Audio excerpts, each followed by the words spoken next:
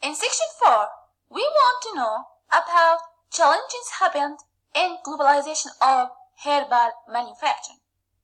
1. Function of the global economy and internet. With the improvements of the internet and increased assurance on a universal economy, consumers own much greater arrival to herbal manufacturers from anywhere in the universe. As a widely utilized notion, the modern import of hybridity to regions such as universal and intercultural communication risks utilizing the notion as a merely descriptive instrument. For example, portraying the domestic reception of universal media discs as a place of cultural mixture.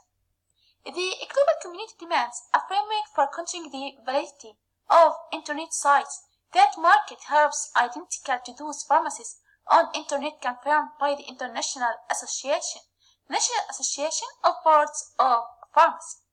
The concept that commune cannot connect and that communication can only connect voice is abstract to most ears.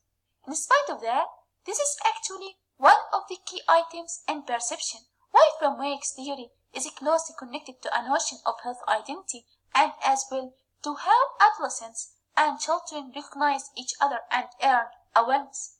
Moreover, industries are utilizing internet sites like a vehicle to elevate sales, with most firms being disinterested with serving the audience as with making a revenue.